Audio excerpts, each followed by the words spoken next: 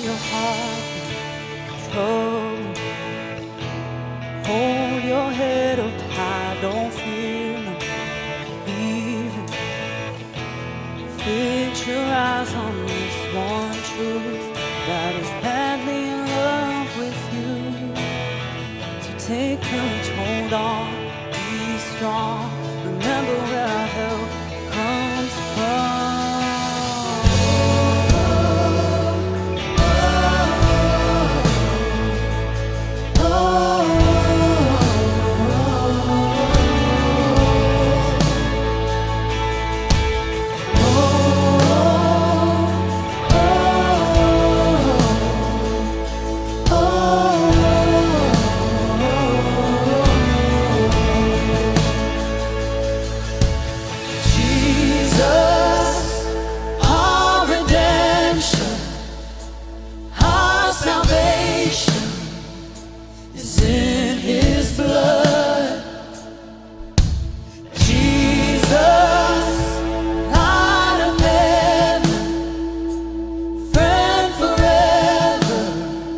His kingdom come, so don't let your heart be troubled.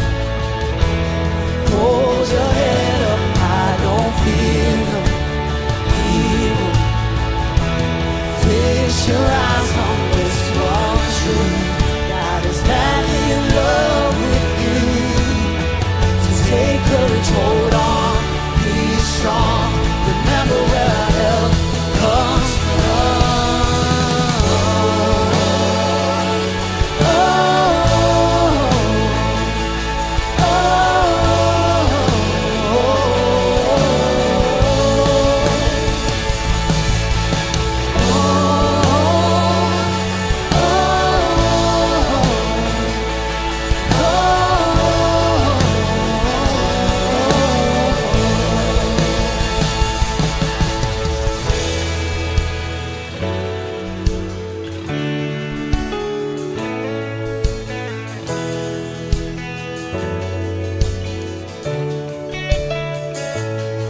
Swing wide, all you heavens, let the praise go up as the walls come down.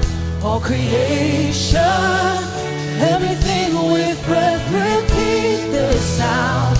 All his children, clean hands, pure hearts, good grace, good God. His name is Jesus. Swing wide, all you heavens, let the praise go up as the walls come down. All creation, everything with breath, repeat this sound. All his children, clean hands, pure hearts, good grace, good God. His name is Jesus. Swing wide, all you heavens, let the praise go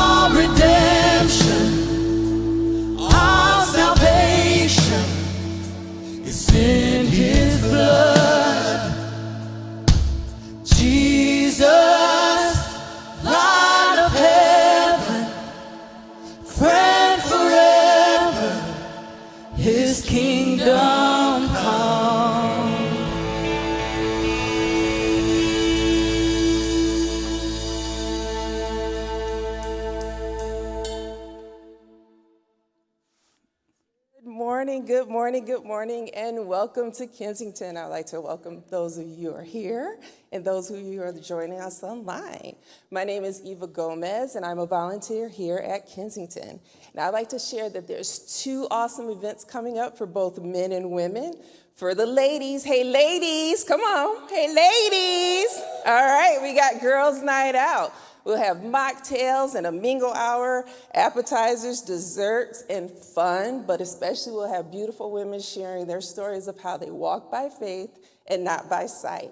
And for you fellas, because we can't, that's right, you fellas, we can't forget about you. This is an opportunity for you to put your summer beach bodies on hold and indulge in a massive amount of barbecue at the men's pig out. There'll be food, fellowship, and fun. And with all this, you need to just go online to register. There is a small fee, but please invite friends, family to enjoy this fun.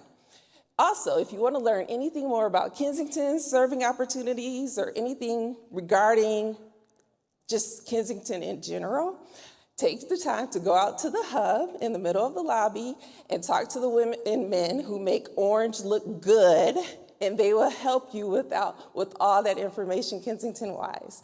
Also, if this is your first time, there'll be a little something special for you when you go out to the hub, so make sure you check them out in the hub. So this is our 3rd week of Epic Tales, tales of where Jesus uses ordinary people to do extraordinary things like you and I. This week, we'll be talking about Zacchaeus. I know when I was growing up, there's a certain children's song that we sang. I'm pretty sure a lot of you guys know it. Just have it in your head, okay? And with that, Zacchaeus was a chief tax collector. He was hated by many, but Jesus showed him love, and it completely changed his life. So before we get into that, for those of you online, we will be having communion today, so get your elements together so you can participate with us. And take this moment to stand up and say hello to someone next to you.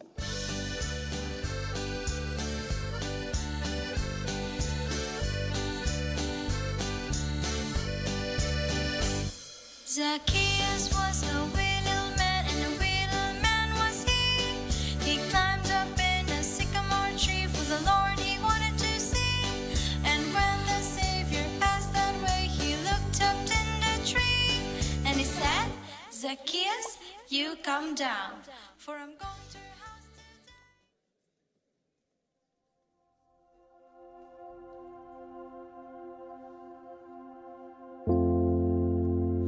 Have you ever noticed that gold sparkles in the light, but it's cold in your hands?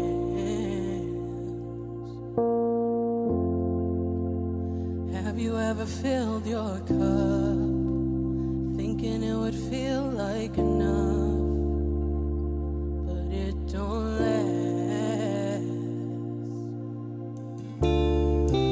When you don't even know what you're reaching for, it's the absence that tells you there's something more.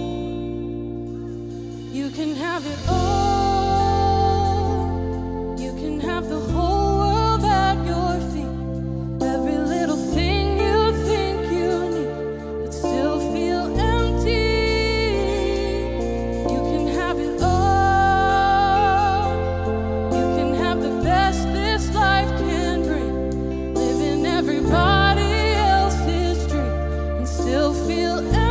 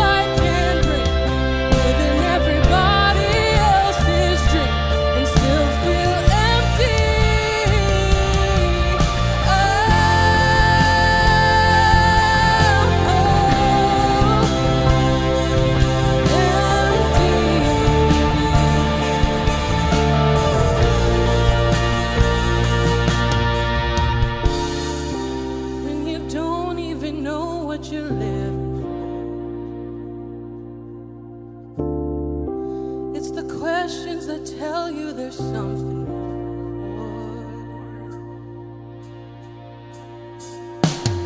You can have it all. You can have the whole world at your feet. Every little thing you think you need and still feel empty. You can have it all. You can have the best this life can bring. Living everybody else's dream and still feel empty.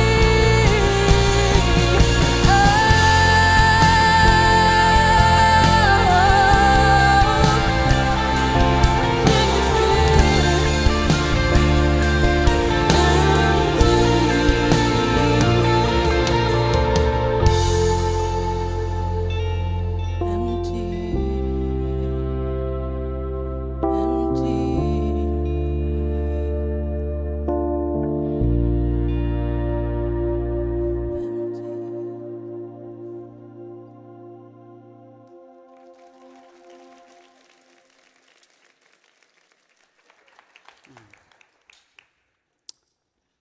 Yeah, can we get it one more time for the band?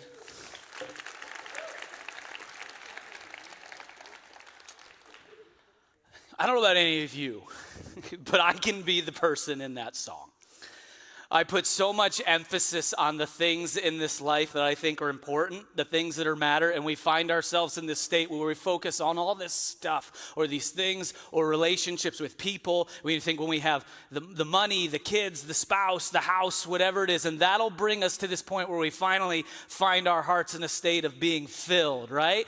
But the reality is it seems with all those things you grab onto or that you reach for, they just don't have the ability to capture that. And Torrin Wells wrote this song. I would encourage you to go home and listen to it again as well because I think it's so powerful. A song called Empty. And the very first words that he places into this song just speak to this idea right away. I love what he says. He says, have you ever, I got to find it in my notes. The song says, have you ever noticed that gold sparkles in the light, but it's cold when you hold it in your hands? I don't need to say anything else in that. The second line goes, says, have you ever filled your cup, right? Have you ever poured something in it thinking that would bring all this stuff that you need or this value, and it doesn't? And in the end, it just feels us feeling empty inside, like there's something. And he's pointing this idea that we're all reaching. We're all grabbing and trying to find something that's going to give us what we long for, which can only be brought by one thing, but we don't always go there or we miss it or we get pieces of it from some of this stuff. Because don't get me wrong, there's moments where we find happiness, like genuine happiness in this stuff. And we think it can hold us, but it doesn't. And because it can't hold us, we go reaching and we grab and we look for all of these different things, none of which have the ability to bring us to this space that we all know that he describes in this song. And today, we're going to talk about an individual who had an interaction with Jesus. And by all accounts of the world's standards, this guy got there, right? He was at the tip. That gold sparkle, Zacchaeus had that, which we will talk to in a minute. But through it all, he still found himself feeling empty. So he was reaching for something more. But here's the thing. When we find ourselves in that place, I think we're primed in a great spot because that's where Jesus wants to come along and have a bit of an interaction with us. And today, we're going to get to see the interaction he has with this man called Zacchaeus, who is a tax collector, who has looked down on his society. And that's what we're going to be talking about. But before we go any further, I want to take a moment and receive this morning's offering. First, let me say, if you're a guest, we don't want you to feel any obligation to participate in this part of our message. But for those of you who are on mission with us, we want to thank you for what you do. I was gone the past 2 weeks on vacation, but I got some messages through this text thread. Our youth, through all of our campuses and our guys here, took some of the teenagers to Dominican Republic, and they had an awesome time. They were able to minister to some people and serve and meet some of their basic needs, and it's really interesting. Sometimes when you go on these trips at a younger age, you realize what you have here, and you see what other people have, and there's this pretty big dynamic change that can happen, and then they were able to come back eventually. Some of you know they got hung up in the Dominican, and I say all that to say, for those of you that are on mission that give, because of you, we're able to send these kids, and we're also able to employ somebody who was able to bring them back when they were stuck because there were no airplanes leaving the Dominican and coming back. So thank you for what you do, because without you, they wouldn't have gone, or they probably would still be there right now. So we're really excited for those of you who are on mission. connection. If you want to give today, you know how you can do that. There's boxes in the back. We've got a number that you can text on the screen, download our app, or go to our website as well to do that. And thank you, because everything we do, every part of the good that comes out of here that God does is because of people like you that jump in and decide you want to be a part of this. So we appreciate what it is that you do.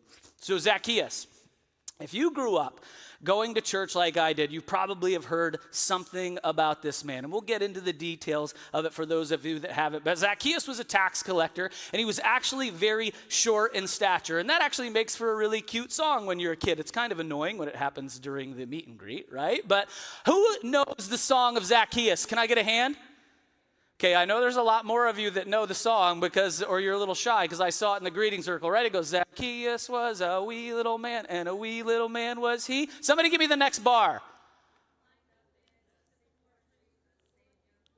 For the Lord he wanted to see. That you weren't too bold in that, which is okay. It's understandable, right? And we have this little song and this cute little thing about a guy who runs up in a tree because he wants to see Jesus, and it makes for such an adorable song. An adorable little thing to remember. But what's really interesting me this week, as I was writing down and preparing for this idea of Zacchaeus, one of the commentators I wrote, which is kind of where I want to hit today, was Warren Wiersbe. He talks about this idea of Zacchaeus being curious about Jesus. And this story, this epic tale, actually I should say this account because we believe it really happened, took a much deeper impact and meaning for me personally, right? So I want to kind of share that with you and roll into this because Zacchaeus had quite an interesting life. Leading up to this point, Zacchaeus had kind of gotten to that place, like I said, where he had finally arrived. He was wealthy, he was rich, he had all this money, and it kind of left him feeling in this state. And in this moment, Jesus has Zacchaeus, I think, kind of right where he wants him, because he sees Zacchaeus has gone after what the world has offered, and it hasn't brought the value, the joy, the fulfillment that he thought it would. So he's primed to have an interaction with Jesus. And in this moment, Jesus goes after Zacchaeus, and we get to see what happens, and we also very clearly get to see the heart of God towards those of us who reach. Those of us who go for things and understand that we have misses and we didn't find the fulfillment and the value. And I think in that moment that he wants to come alongside us, he wants to grab into us, and he wants to show us something. And there's another part. We talk a lot about how we get a skewed view of God. We think that he's angry or hateful or whatever it is because somebody told us that, or maybe it was a previous church that we went to. And in this moment, I think Zacchaeus probably had some ideas about God. He had ideas about who God was because of his people and how he treated him. But then there's this man, Jesus, coming, and he gets to have a moment where he interacts with him. And in this time, God takes what Zacchaeus' view of him and he reshifts it based off of Jesus. Because what we know is the way Jesus reacts is actually a perfect reflection of who God is. So the way Jesus treats Zacchaeus is the same way God would have looked at him and looks at every single one of us. Let's take a moment and pray as we jump into this tale today. Father, I thank you for this story. I thank you for the way you've shifted it for me and made me rethink of it today. I think about just where I was in points in my life and how you met me on the road. And I thank you for this story, this account of Zacchaeus. And I pray all of us would leave considering what it means for us. I ask all this in Jesus' name. Amen. So the account opens in the Gospel of Luke, chapter 19. We're going to go through about the first 10 verses, starting out with verses 1 through 4. This is what it says. Jesus entered Jericho and made his way through the town. But there was a man there named Zacchaeus, and he was a chief tax collector in the region, and he had become very rich. He tried to get a look at Jesus, but he was too short to see over the crowd. So he ran ahead and climbed a sycamore fig tree beside the road, for Jesus was going to pass that way.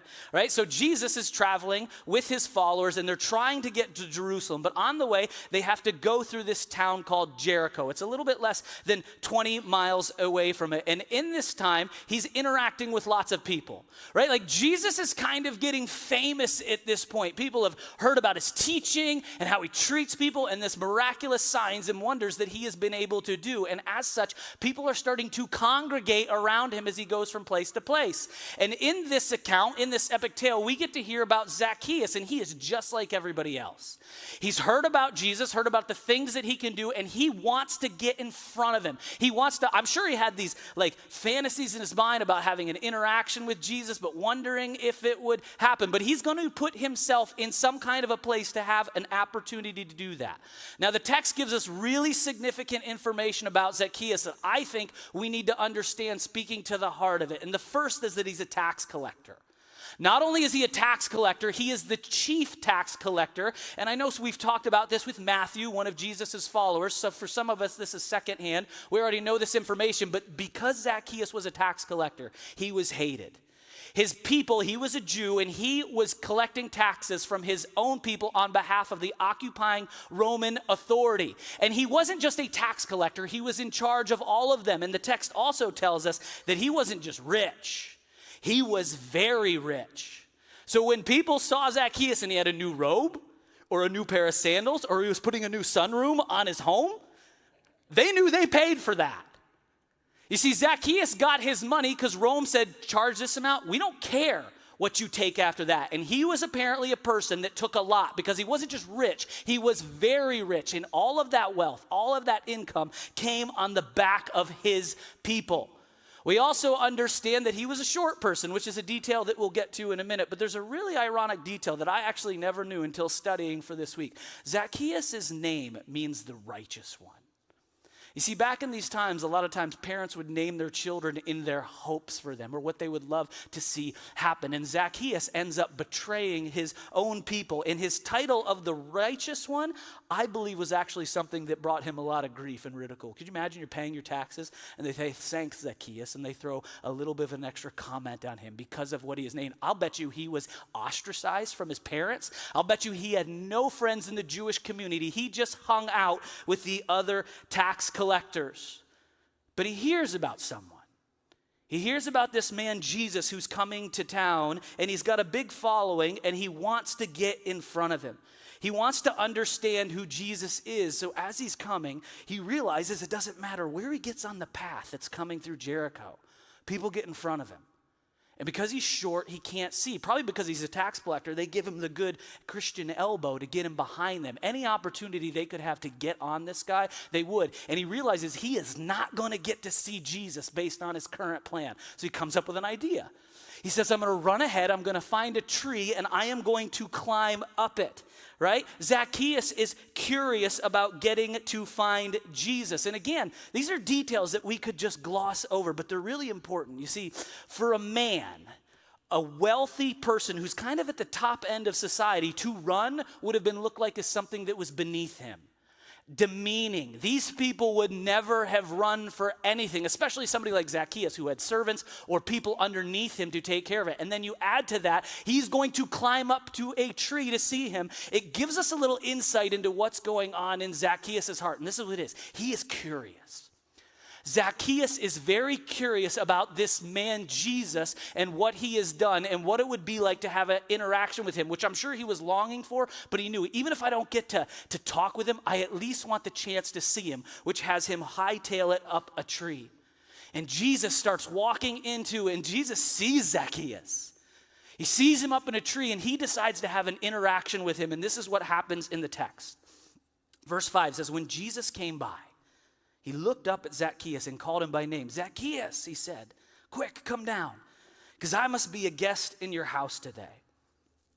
Check this out. If you had been Zacchaeus in this moment, I guarantee you that he thought he was the one who was seeking Jesus. He thought, I've tried to get in front of him. I know it's not going to happen. I'm going to run ahead. I'm going to climb a tree. I'm the one who is pursuing Jesus in this moment. But I'll bet you during the time in dinner, which we will see where Jesus interacts with him, there's kind of some point, or maybe it's just later on in his life, where Zacchaeus comes to a little bit of a different conclusion about this, and it's this. Zacchaeus wasn't going after Jesus. Jesus was pursuing Zacchaeus. See, I don't know exactly how it happened, but in some moment, in some way, long before this event ever occurred, Jesus was relentlessly going after this man whose society had hated, who they had looked down on, and he did that because he loved him, which we will get to in a couple of minutes. But the account continues in verses 6 through 10. It says this. Zacchaeus quickly climbed down and took Jesus to his house in great excitement and joy. But the people were displeased. He's gone to be the guest of a notorious sinner, they grumbled. Meanwhile, Zacchaeus stood before the Lord and said, I will give half of my wealth to the poor, Lord. And if I have cheated people on their taxes, I will give them back 4 times as much. Jesus responded, salvation has come to this home today, for this man has showed himself to be a true son of Abraham. For the Son of Man came to seek and to save what was lost. See, in these couple of verses, I think we get the whole dinner kind of played out succinctly. I think Jesus went and he ate for a couple hours and he talked to Zacchaeus. He talked to him about his life. He talked to him about his hopes and his dreams. I think he talked to him about that gold that sparkled in his hand. But then when he had as much as he could ever hope to spend and have, started to feel really cold. And they had this conversation that started to bring about this transformation process inside of Zacchaeus. As such, did he change? And he says, I'm going to give away half of my money to the poor, and I'm going to reinstate whatever it was I took from others, which we'll talk about in a second. But there's a greater point, and I've been reading a lot about this. I want to take a moment to speak to this. You see, a lot of people in our society are believing now that God, he sees us and he knows what's best for us, so he wants us to go through this transformation process. But the reason he really does is because we're not lovable. In our state before we meet Jesus, where we're sinners or like this man Zacchaeus, that he really doesn't find much value in us. So what he does, he says, I'll meet you, but I'm going to do it so that you can transform into this type of person, somebody like this who has value and purpose and is worthy of being loved. But that's not at all what is ever communicated in the text. See, in the Bible, God makes it very clear that, and this might seem semantical, but it's not. It's incredibly important. The reason God comes and he meets us is because we are worthy. It's because we are valuable and because he loves us and he wants to transform our lives. He wanted to transform this man Zacchaeus' life because he knew all the things he'd been grabbing for left him felt empty. And he had something better, much greater, much deeper for this man Zacchaeus. And all these things that Zacchaeus had gone after left him feeling empty. And God wanted something so much more for him, not so that he could then love him, but because before any of that happened, he was loved. And the only thing that could really transform Zacchaeus' life was a relationship with Jesus himself. Now, I do want to take a moment and talk about the part that Zacchaeus had to play, because I think this is for every single one of us. And we've alluded to it a little bit already. You see, I think when we read this passage and we look back at Zacchaeus and what he did, the only part that he had to play is he had to be curious. He had to be curious about Jesus and who he was. He didn't have to change himself. He didn't have to be the thing or the person that would do or make him go through this transformation process. But when God started to pursue him, he had to be curious. You see, in Romans 3:11, and this is kind of where the theology of what I'm saying all comes from. Paul speaking, the Apostle Paul says this, none of us on our own seek after God. None of us go after him first, which sounds like a bad thing, but actually it shows us the deeper depth of God's love. You see, none of us pursue God on our own at first. But what happens is because God loves us, he relentlessly comes after us. And I think this is what was happening in Zacchaeus' life. And if you'd asked Zacchaeus, he would have thought the first moment it happened was when he was up in that tree and Jesus saw him. That's when Jesus started pursuing Zacchaeus, but that's actually not at all how it happens. I don't know exactly how it planned out, but in some way, in some method, probably far before Jesus ever came to Jericho, God started pushing Zacchaeus in the best kind of way. He started prompting him about who he was. About even though when people would ridicule him for being the righteous one, tax collector, he demonstrated in small, simple ways, probably just silently inside of him, how deep he loved him. And in that moment, he is pursuing Jesus. And he does it again and again and again. He's pursuing Zacchaeus until the point where he's finally on the road, in the tree, waiting for Jesus, to where he brings the full gospel message out to him. And Zacchaeus accepts it, which ends up in this transformation process. And one of the ways I think we know that this was genuine and true in Zacchaeus' life is because of how he responds with his wealth. You see, in the Jewish culture, they had this thing called the Mosaic Law. And it's how the Jewish people lived, how their government was set up before Rome came and took them over. And in the law, they actually had punishments and penalties for sins that were committed. And one of those is what to do if somebody stole from you. And you see, we can arbitrarily think that Zacchaeus gave back 4 times the amount of wealth, just as a number he picked out of there, but that's not the case. And again, the reason I say this, I think it speaks to this transformation process. So 3 methods of restoring what you had stolen from somebody. The first one, if I stole from you and I acknowledged it and asked for forgiveness, I had to give back what I stole plus 20% of what it was that I took. The second instance was if I stole from you and you caught me, I had to give back what I stole plus 100%. But the last one is if I stole something from you, say your chariot or your Honda Accord, and I wrecked it So I couldn't give it back to you. You had to restore 4 times. So 400% according to the law, what it was that you took. So Zacchaeus' crime easily would have fallen under the first category. When he met with Jesus and Jesus shared who he was, I think Zacchaeus knew the law and he could have easily said, yeah, Lord, I'll give it all back plus 20%. But that's not at all what he does. Zacchaeus goes to the greatest level of punishment. He decides that he is going to give back 400% of what it is that he has taken, and he's also going to give half of his income to the poor. And I really wonder what happened with Zacchaeus after this, because we don't get any more details about his life, but I've got some thoughts. You see, when you're genuinely transformed by Jesus, there are moments where we struggle, where we mess up, but I think there's other things where we catch it because we continue to be curious about God and we get it. I wonder what happened to him after that. Can you imagine? Zacchaeus is going door to door, and he's got a bag of money, and he opens the door, and people are ready to punch him in the face, and he's like, hold up 1 second, just let me speak, and then you can hit me wherever you want. And he says, this is what I did. I know I did it. Here's your money plus 4 times. And people's jaws started to hit the floor, and he walked away.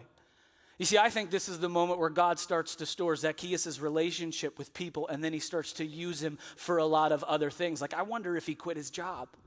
I wonder if he said, I can't work on behalf of Rome, and he didn't know how he was going to provide for himself, and he's basically abused people all his life. Or I wonder if he stayed a tax collector, and everybody came to his booth because he's like, I'm going to show you the best write-offs, right? Like, we would all love to go to Zacchaeus' booth. I'm going to show you where you can pay the minimum amount to the Romans, and then he just took a little bit for himself, and because of it, he actually turns into a person who is loved by his community and loved by his society.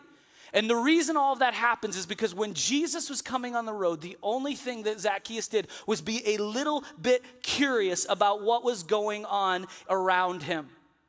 When God started to pursue him, he was curious about the things that were happening in his life. And this is an amazing story. Actually, I keep saying story, I should say account, because we believe it really happened. About Jesus' love for somebody who we would have looked at as one of the worst sinners in the day. And I remember in Sunday school, we would leave, which, by the way, Sunday school, kids don't like school. Why would you tell them you have to come on Sunday? That was a branding error. Thanks for landing that joke for me. But I always wonder, like I took that, and it was just a cute story. It was a cute song, but there's so much more. There's so much more in it for us. And I think that regardless of where we sit in the room, there's a question that we can ask ourselves that every single one of us will fit into a category, and it's this. What does your curiosity about Jesus currently look like? What is it that my curiosity, what is it that your curiosity looks like when it comes to Jesus? And how is that having an impact on our lives? And I think regardless of where we are, we can make this question applicable for us. So there's 2 categories of people I want to address. And the first is this. Those of you that are here that aren't really sold out to this whole Jesus thing yet. You're not sure if he was even real or if you believe in him or that he was God. And first, can I tell you what an honor and a privilege it is that you would come and spend some time with us here. Like, I know I cry a lot, but I can't tell you what it does for my soul that you are here with us. I know there are a lot of things going on and happening in life, and the fact that you are here and would spend a little bit of time means so much to us, and listen to the band and us sing and spend an hour with us. But this is my challenge for you, is like Zacchaeus, because I make an assumption that you're a little bit curious about God. You're a little bit curious about Jesus, except for those of you that have been dragged here, but I'm glad you're here too. Continue to be a little bit curious about him. I don't know what that means, but what I do know is that moment in the tree was not the first time that Jesus was pursuing Zacchaeus.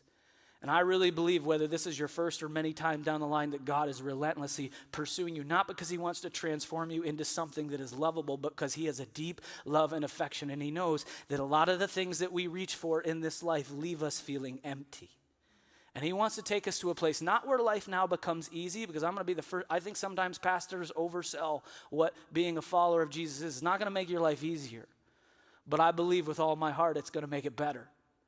I believe with everything inside of me that he wants to show us things and move us to different places. And if we continue to be curious and let him move and shake and go through our lives, he'll take us to a place where we will learn more about him and we'll want to continue to be curious about him.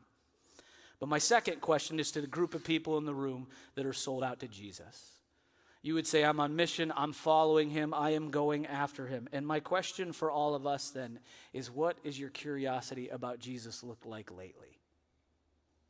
If we could pull back some type of, video camera or take a look at our life from a 30,000-foot view, what would other people see when they watched how we interacted and went through our life? Would they see people that are genuinely curious about Jesus? And if you're a person that has been going after it, that is awesome, and I would just encourage you to keep going. But if you haven't, if for whatever reason life has got at you and you haven't been curious about Jesus, my encouragement would be to step it up a little bit. And listen, I get it. There have been moments in my life where I have been busy and my curiosity about Jesus wanes and it dips down. There have been moments where things have happened. You've prayed for something. You've asked God to come through in a big way, and he hasn't done it the way that we think that he should have. And because of it, we're just not as curious about him as we used to be. But I believe that wherever we sit, regardless of the category we find ourselves in, if we genuinely pray and ask God or seek him in such a way that we are curious, or we ask him to invite us back into being curious with him, that is a request that he will honor every single time. That he won't let it fall by the wayside, that he says, when you seek me with your heart, you will find me, that is a truth that if we genuinely go after, that God will honor for us. So my hope, my prayer, my desire is that every single one of us would do that, not just today, but it would be something that becomes a pattern of our life. We're going to sing a song here in just a second called Threads, and I really love this song and how it fits into the message of this morning. So you see, what we do and what Zacchaeus did is he built this life, and it's represented by the threads in the song, and he stitched it together. Right? Like he thought money would fulfill, it would bring value. So he became a tax collector.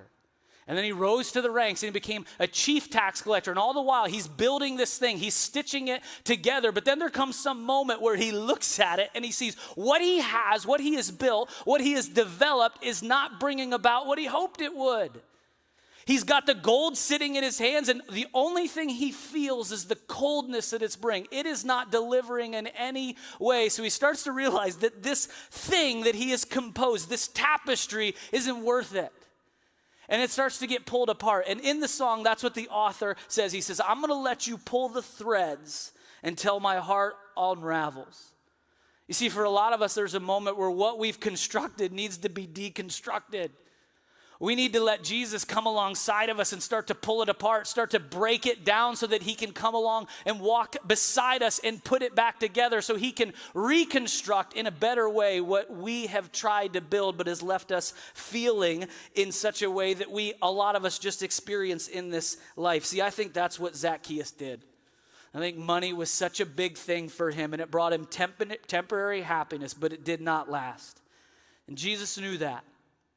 So what Jesus did is he walked alongside, he looked for the man who was up in a tree, and he pursued him.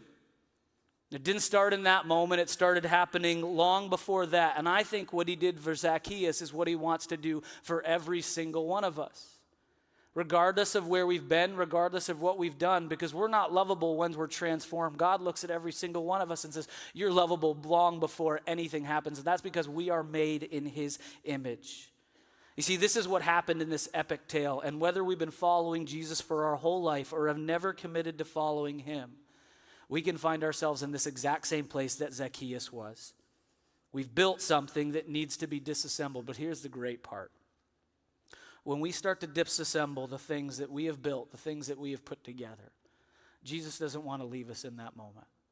As the song says, he wants to catch us in his arms, and he wants to help us start to put back together our life in such a way that we can find those things that we've been reaching for. Because all of the items, the people, the wealth, whatever it is that we've chased that we thought would get us there and hasn't, he wants to come along.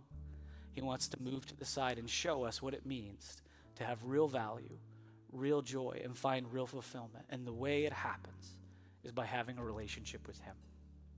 Will you pray with me? Lord, I just think about the way that you pursue us, the way that you relentlessly come after us. And this week it was a little bit more real to me.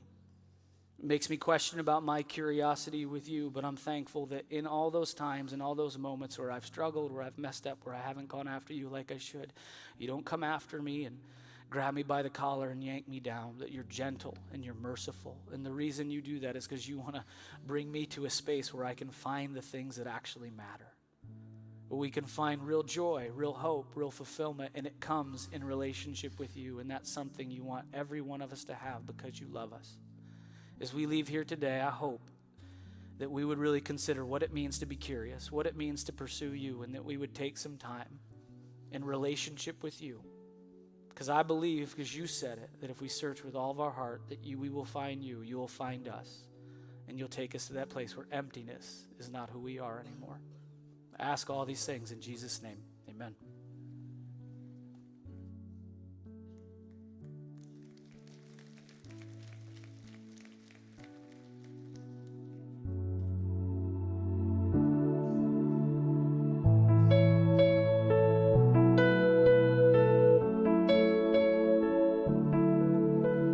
Tired of trying to keep it all together. Tired of lies disguising who I really am.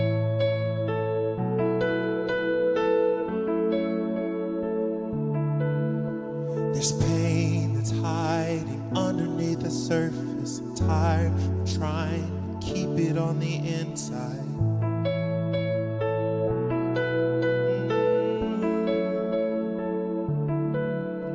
But here before your love, I'm not afraid.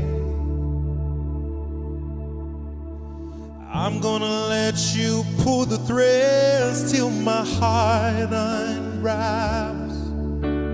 Open me up with every breath till the darkness scatters and runs away. I'm ready to fall apart, fall into your loving arms. I'm gonna let you pull the threads till my heart unravels into yours.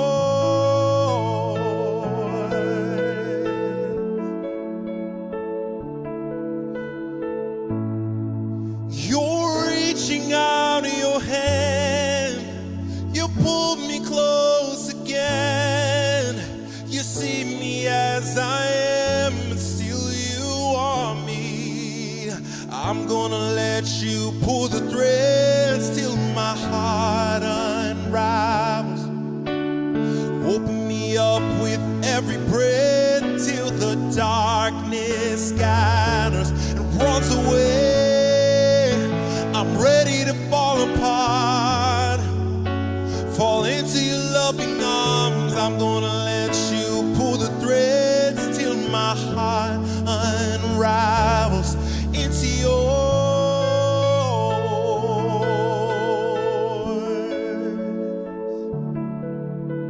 But here within your love, I'm not afraid. You stitched me back together with your grace. But here before your love, I'm not afraid. You stitched me back together with your grace. I'm gonna let you pull the threads till my heart unravels. Open me up with every breath till the darkness scatters and runs away. I'm ready to fall apart, fall into your loving arms. I'm gonna let you pull the threads till my heart unravels into yours,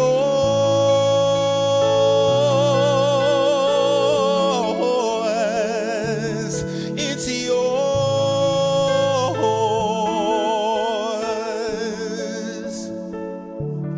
into yours,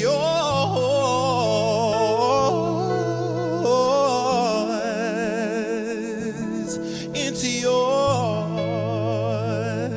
yeah. And I'm gonna let you pull the threads till my heart unravels into yours.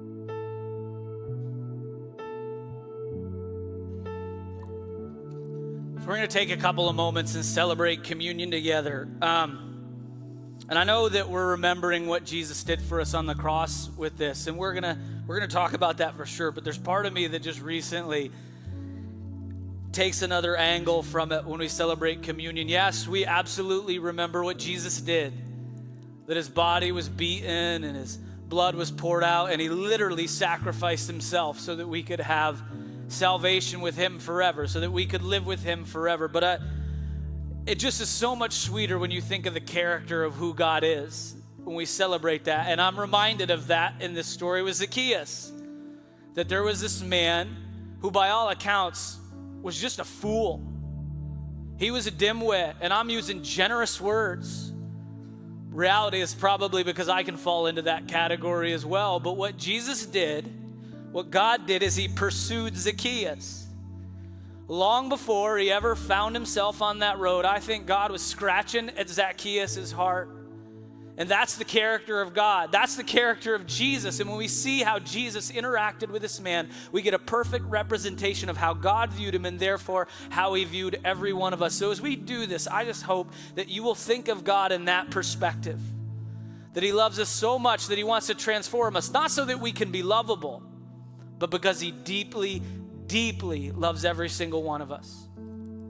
So as you take the bread, the gospel accounts, Jesus says, "This is my body that was broken for you. As often as you eat it, remember me, remember my characteristics, and remember the sacrifice I made for you."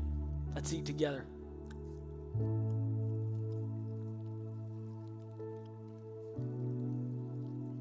When they taken the bread and passed it around, then he took the cup and he looked around the room, I'm sure with a smile, for everyone in there. He said, "This is the blood of the new covenant, the new thing that I'm bringing for you, that's going to be poured out here in just a couple of hours for every single one of you, because of how deeply I love every one of you. As often as you drink it, remember me, remember who I was." Let's share together. Lord, I'm reminded of my sin. But the great part about it is you didn't look at my sin. You look at Adam, broken person who needed love, who needed to be pursued. I am so thankful for the way you pursue me and the way you pursue every one of us. I'm thankful for what we can take from this story about this short man who was really wealthy but really empty. I pray that as we leave today that we would all consider what it looks like to be curious about you. And we would take that and it would shape the way we move, the way we run, the way we operate through this week. We love you so much and thank you for Jesus, and ask it in his name. Amen. Would you all, stand with us as we sing a few more songs?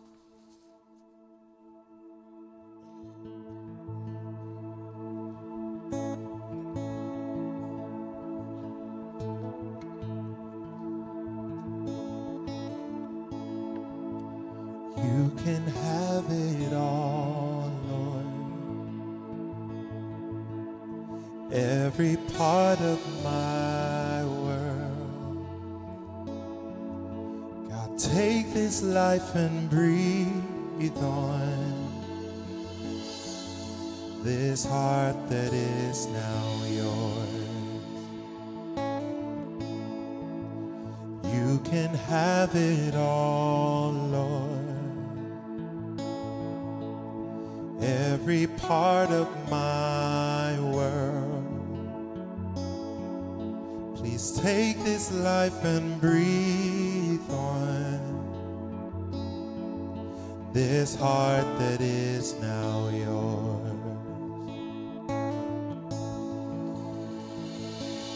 And oh, the joy I found surrendering my crown at the feet of the King, who surrendered everything. And oh, the peace that comes, yeah, I'm broken and undone by your unfailing grace. I can lift my voice and say, you can have it all, Lord. Every part of my world. Take this life and breathe on this heart that is now yours. You can have it all. You can have it all, Lord. Every part of my world. Every part of my world. God, take this life. Take this life and breathe on, yeah. This heart that is now yours.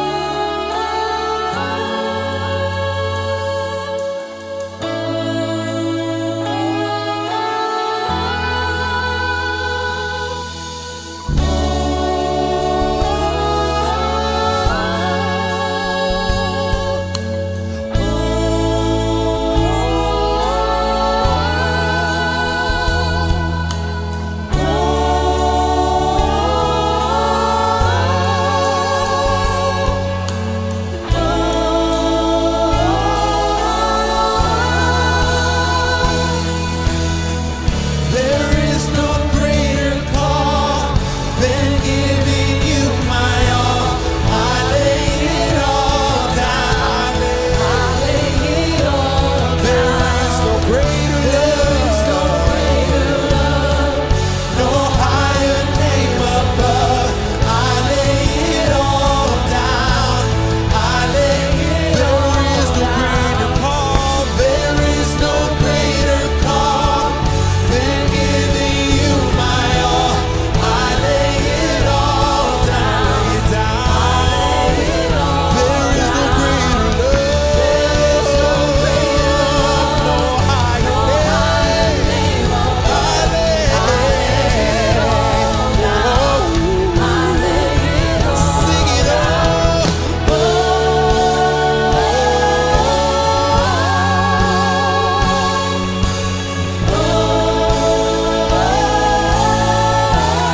We'll sing it all.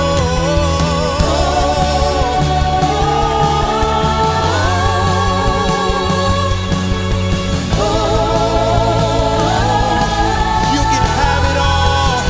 You can have it all, Lord. Every part of my world. Take this life. Take this life and breathe on this heart that is now yours. This heart that is now yours. You can have it all. You can have it all, Lord. My arms are open wide. I surrender all. Just take this life. Take this life and breathe on this heart that is now yours. You can have it all, Lord. Every part of my world. Please take this life and breathe on this heart that is now yours. Yeah. We surrender everything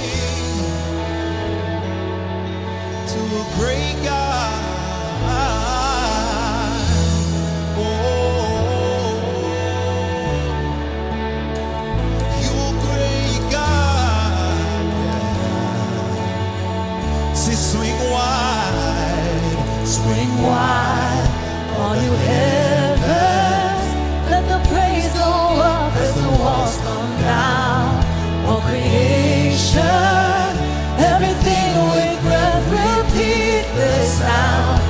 his children. Clean hands, pure hearts, good grace, good God. His name is Jesus. Sweet wine. Swing wide, all you heavens. Let the praise go up as the walls come down. All creation, everything with breath, repeat this sound. All his children, clean hands, pure hearts, good grace, good God. His name is Jesus. Sing it one more time. Sweet wine. Swing wide, all you heavens. Let the praise go up as the walls come down. All creation, everything with breath, repeat this sound. All his children, clean hands, pure hearts, good grace, good God. His name is Jesus. Sing it. Oh,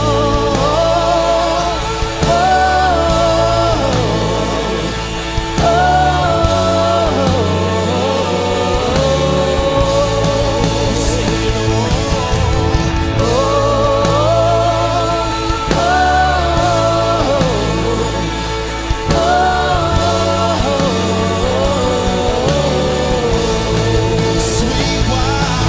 Swing wide, all you heavens.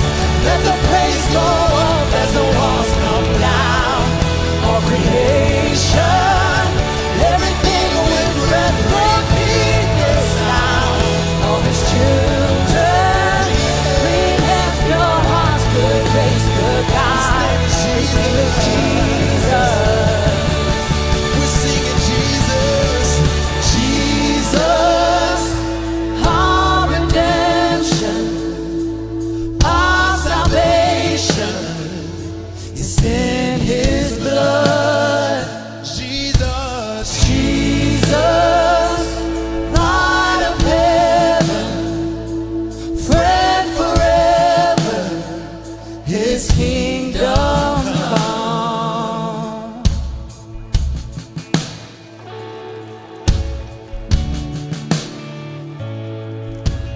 Hey, I want to thank you all for coming and being here today. If you would like somebody to pray for you, our prayer team is going to be down front. I want to invite you out to one thing. This Wednesday, we're having midweek. It's going to be a little different. It's 6 o'clock. We are going to have a barbecue and ice cream. You don't have to bring anything but a blanket to sit on out in the lawn. We will provide the food, beverage, and the games for all of your children. We would love to have you. We're kind of going to be doing a part 2. We're not going to be talking about Zacchaeus, but we're going to talk about another rich young ruler and the interaction he has with Jesus and the differences and similarities between the two events. So we would love to have you at midweek, 6 o'clock. Bring your kids, bring your families. We've got dinner and dessert covered. Would love to have you out. After that, have a great week, and hopefully we'll see you Wednesday and then next Sunday. Thanks for coming, everybody.